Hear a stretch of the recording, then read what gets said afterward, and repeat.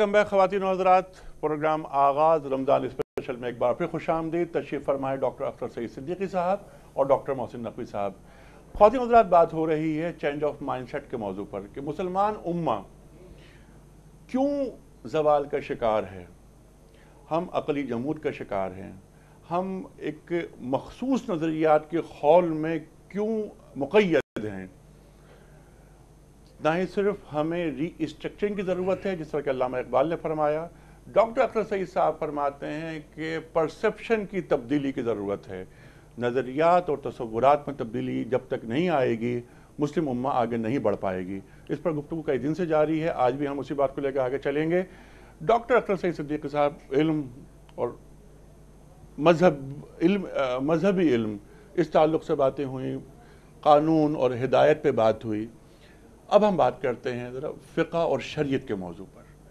आप ये फरमाइए कि फ़िक़्ह और शरीयत के माबैन क्या फ़र्क है। हम में से बहुत से लोग फ़िक़्ह और शरीयत को हम माना अल्फाज समझते हैं।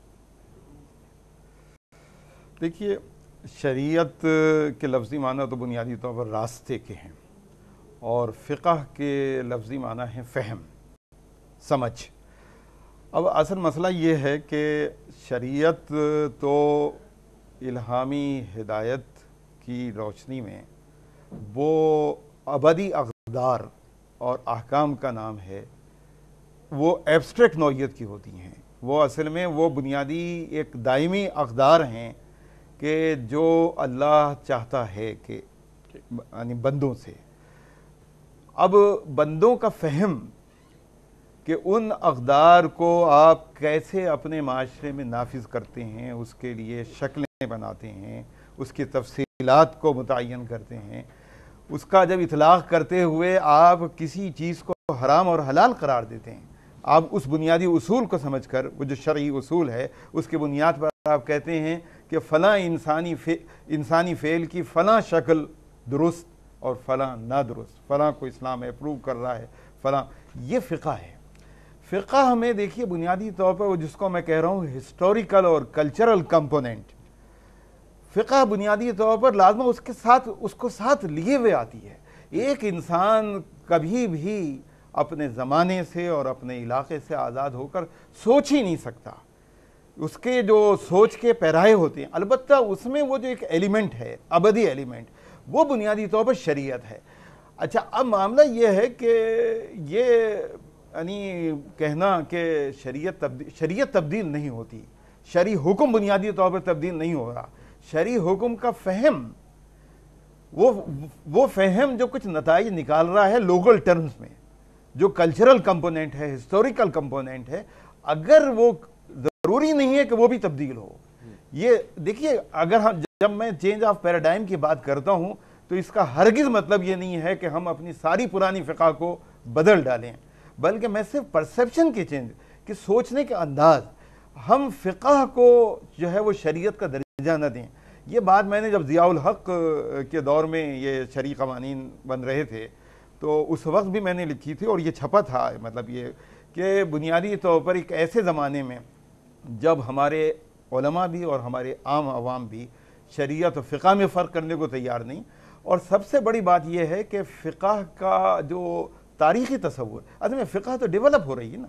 फ़हम आपकी, एक ज़माने में आपने अपने कुछ सोचा, अपने उन टर्म्स में सोचा, ज़माना बदला, नई सूरत हाल लेकर आया, आपने नई तरीके से सोचा। तो फ़िक़्ह को हमेशा तारीख़ी तनाजुर में पढ़ाया जाना चाहिए, इर्तिक़ाई अमल के साथ साथ। और फ़िक़्ह और शरीयत में वाज़ेह फ़र्क है, और शरीयत फ़िक़्ह उसमें नज़र आएगी, शरीयत नज़र आएगी। और आप ये फरमाते हैं कि शरीयत कांस्टेंट चीज़ है। जी, शरीयत अबदी है, और फ़हम शरीयत तब्दील होता रहता है वक्त गुजरने के साथ साथ। एक कॉलर को हम अभी ले लेते हैं, फिर गुफ्तगू जारी यहीं से होगी। जी, अस्सलाम वालेकुम। अस्सलाम वालेकुम जी। वालेकुम सलाम जी, मैं इरफान बोल रहा हूँ फैजाबाद से। जी, फरमाइए एहसान साहब। डॉक्टर साहब ने अभी वक्फे से पहले जिक्र किया हुजूर पाक सल्लल्लाहु अलैहि वसल्लम के इज्तिहाद के बारे में। जी, बिलाशुबा तमाम इंसानों के इज्तिहाद पर फाइक है। जी, लेकिन उन्होंने बात की हुजूर पाक की वही खफी की। जी, जबकि कुरान पाक की सूरह तहरीम की आयत नंबर 1 में कि जो चीज नजर आती है कि आपके فیصلے جو وحی جلی سے ہٹ کر تھے وہ آپ کے ذاتی فیصلے تھے. یہ وحی خفی کا جو کانسیپٹ ہے یہ نان قرآنک کانسیپٹ ہے. اسے قرآنک کانسیپٹ کیسے ثابت کیا جائے گا؟ اچھا بالکل ٹھیک ہے. یہ وحی خفی کو یہ قرآنک کانسیپٹ کس طرح کہا جائے گا؟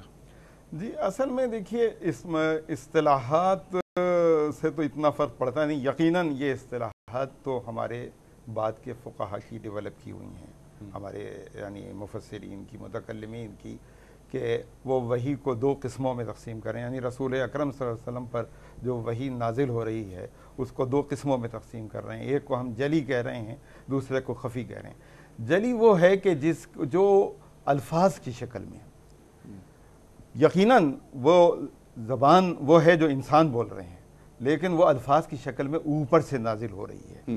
وہ رسول اللہ صلی اللہ علیہ وسلم کو دی جا رہی ہے، رسول اللہ صلی اللہ علیہ وسلم پر الفاظ کی شکل میں القاء ہو رہی ہے. اور وہی خفی وہ ہے کہ رسول اللہ صلی اللہ علیہ وسلم کے براہ راست ہدایت تو مل رہی ہے. ظاہر ہے کہ ایک رسول ہونے کے حصے، بلکہ اصل معاملہ یہ ہے کہ رسول کے تو ہر عمل کی نگرانی، جب وحی کا سلسلہ جاری نگرانی بھی ہو رہی ہے. تو وہ اگر فرض کیجئے کہ رسول اللہ صلی اللہ علیہ وسلم اپنی ذاتی بصیرت سے بھی اگر کوئی کام کر رہے ہیں، تو اگر اس کے اندر کوئی اصولی غلطی ہے تو وحی کی طرف سے ٹوک دیا جا رہا تھا. اور اگر جہاں وحی کی طرف سے ٹوکا نہیں گیا تو ایک امپلیسٹ اپروول وحی کا اسے حاصل ہے. اب ہمارے فقہا اسی کو وحی خفی کا نام دیتے ہیں کہ رسول ہونے کی حیثیت سے ظاہر ہے کہ وہ اللہ تعالیٰ کی طرف سے نگرانی بھی ہو رہی ہے، ہدایات بھی دی جا رہی ہیں. لہذا قرآن مجید کے الفاظ سے ہٹ کر بھی رسول اللہ صلی اللہ علیہ وسلم اگر کوئی قانون بناتے ہیں، کوئی ہدایت دیتے ہیں، تو ظاہر ہے کہ اس کی حیثیت وہ نہیں ہے کہ جو ہمارے عام فقہا یا ہمارے اولیاء یا ہمارے کوئی بھی بزرگ، کتنا بھی کوئی آدمی، کوئی وہ حیثیت نہیں. یقیناً وہ ایک فوقیت ہے. رسول اللہ صلی اللہ علیہ وسلم کو ایک پروٹیکٹڈ چینل سے، جو وہ وحی کا چینل ہے، وہاں سے آپ کو کیونکہ ہدایات مل رہی ہیں. لہذا معاملہ اصطلاحات کا ہے نہیں، اور اصطلاحات میں اصل میں پڑھنا اتنا چاہیے بھی نہیں. اصطلاحات تو خود یعنی آسانی کے لیے، فہم کی، لوگوں کو سمجھانے کے لیے پیش کی جاتی ہیں. ٹھیک ہے ڈاکٹر صاحب، فوکس کرتے ہیں اسی بات پر جو موضوع ہے ہمارا، فقہ اور شریعت. ڈاکٹر صاحب فرماتے ہیں کہ شریعت کانسٹنٹ رہتی ہے، فہم شریعت تبدیل ہوتا رہتا ہے. اتفاق کرتے ہیں؟ نہیں کرتے. ہمارے خیال میں ایسا نہیں ہے. اچھا. بنیادی طور کے اوپر ہم دو کے بجائے تین اصطلاحات کی بات کریں گے. اچھا. ایک ہے دین، ایک ہے شریعت، اور ایک ہے فقہ. یہ تینوں مختلف چیزیں ہیں. دین جو ہے وہ کانسٹنٹ رہتا ہے، اسی لیے قرآن مجید میں دین کی جمع نہیں آئی ہے. ادیان کہیں استعمال نہیں ہوا، بلکہ ہر جگہ یہ کہا گیا ہے کہ یہ وہی دین ہے کہ جو آدم کو دیا گیا، نوح کو، ابراہیم کو. وہ دین جو ہے وہ ایک رہتا ہے، اور وہ بنیادی عقائد اور بنیادی تعلیمات ہیں کہ جو اللہ تعالیٰ کی طرف سے آتی ہیں، وہ دین کا ایک جز ہے کہ جو دین ہے. اور اسی بات کا یعنی شریعت کا اطلاق بھی ہم اسی انداز میں کر سکتے ہیں کہ شرائع بھی تمام انبیاء پر ایک ہی شریعت نازل ہوئی، لیکن اتمام نہیں. ہم بات عرض کر رہے ہیں. اچھا ایسا نہیں ہے؟ ایسا نہیں ہے. اچھا. تو دین جو ہے وہ تو آدم سے لے کر اور خاتم النبیین صلی اللہ علیہ وسلم تک ایک رہا. ٹھیک ہے. شریعت جس کو ہم کہتے ہیں، شرع اور منہاج، یہ دو لفظ قرآن نے استعمال کیے جو راستے کے معنوں میں اور ہدایات کے معنوں میں ہیں. اور وہ آپ دیکھیں کہ شرائع جو ہیں وہ تبدیل ہوتے رہے. حضرت موسیٰ کا عہد ہے، تورات ہے، زبور ہے، انجیل ہے، یہ شرائع آتے رہے. وہ شرائع جو ہیں وہ بنیادی طور پہ زمان، مکان اور حالات کے تابع ہوتے ہیں. بنو اسرائیل کے لیے بنو اسرائیل کی شریعت ہے، اس کے بعد حضرت داؤد کے لیے داؤد کی شریعت ہے، ابراہیم کے لیے ابراہیم کی شریعت ہے، عیسیٰ کے لیے عیسیٰ کی شریعت ہے. تو یہ شرائع جو ہیں یہ تبدیل ہوتے رہتے ہیں، منسوخ ہوتے رہتے ہیں. یہ دین منسوخ نہیں ہوتا یقیناً. اور ہماری شریعت محمدی نے تمام شرائع کو منسوخ کر دیا، کیونکہ تمام انبیاء اصل میں اسلام کے انبیاء تھے، اسلام کے نبی تھے، تو ان کی شرائع کو بھی ہم اسلامی شرائع سے تعبیر کریں گے. وہ اپنے اپنے دور میں اسلام تھے، ٹھیک، لیکن یہ کہ اب آخری اس میں نبی کریم صلی اللہ علیہ وسلم کی شریعت جو ہے وہ آخری شریعت ہے. اب اس میں جو فقہ کا اس سے تعلق ہے کسی بھی دور میں جیسے ہم نے کہا کہ شریعت زمان مکان اور حالات کے اندر رہ کے آتی ہے اس مثلث میں، اس کے بارے میں جو اس کا معاشرتی فہم ہوتا ہے اس کو فقہ کہتے ہیں، ٹھیک ہے۔ اب اس میں عبادات ہیں، عبادات میں کوئی تبدیلی نہیں ہوا کرتی، اسی صورت سے اخلاقیات ہیں، اخلاقی قدریں، اس میں تبدیلی نہیں ہوا کرتی۔ جو معاشرتی مسائل کے بارے میں ہدایات اور جس کو آپ قوانین کہہ دیتے ہیں یا فقہی احکام کہہ دیتے ہیں، وہ احکام جو ہیں ان کے اطلاق اور ان کے فہم میں تبدیلی ہوتی ہے۔ اور بلکہ اگر اس کو یوں کہا جائے، آپ ہی کی بات کو سیکنڈ کرتے ہوئے آگے بڑھاتے ہوئے ڈاکٹر صاحب، کہ دین کے تفصیلی فہم کو فقہ کہا جاتا ہے۔ بالکل بالکل، جو اس دور میں زمان مکان اور حالات کے اندر ہوتا ہے۔ ٹھیک ہے، اور اچھا اس میں تبدیلی کہاں کہاں آ سکتی ہے اس میں ہم بات کریں گے، لیکن ایک کالر ہے اس وقت ہمارے ساتھ۔ جی السلام علیکم۔ وعلیکم السلام جناب، میرا نام نوید عباس ہے، میں اسلام آباد سے بات کر رہا ہوں۔ جی ذرا زور سے بولیے۔ جی میرا نام نوید عباس ہے، میں اسلام آباد سے بات کر رہا ہوں۔ جی فرمائیے۔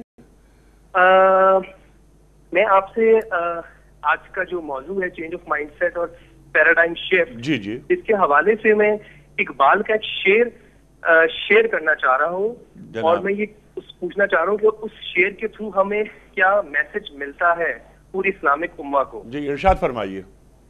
قرآن میں ہو غوطہ زن اے مرد مسلمان، جی قرآن میں ہو غوطہ زن اے مرد مسلمان، اللہ کرے تجھ کو عطا جدت کردار، ٹھیک کیا کہنے جو حرف قل الاف میں پوشیدہ ہے اب تک، اس دور میں شاید وہ حقیقت ہو نمودار۔ ایکچولی کیا میسج ریٹریو کریں گے ہم اس شعر سے، اور جو آج کل سرکمسٹانسز چل رہے ہیں کہ چاروں طرف ایک پراشوب منظر ہے، تو میں سمجھتا ہوں کہ ہمیں کوئی اچھا میسج ضرور ریٹریو کرنا چاہیے۔ بہت اچھی بات کی آپ، بہت اچھی بات۔ ڈاکٹر صاحب وہی بات کہ وہ جو کردار، اصل چیز تو کردار ہوتی ہے نا۔ یہ قرآن میں غوطہ زن ہونے کے باوجود بھی اگر اس کردار کی تعمیر اور تشکیل نہیں ہو سکی تو سب یہ نشستن، گفتن، خوردن اور برخاستن ہم کہتے ہیں کہ وہ اقبال ہی کا ذکر کیا۔ اقبال تو ہمارے ہیرو ہیں کہ اقبال بڑا اپدیشک ہے، من باتوں میں موہ لیتا ہے، گفتار کا غازی یہ تو بنا، کردار کا غازی بن نہ سکا۔ اور قرآن کریم کیا فرماتا ہے؟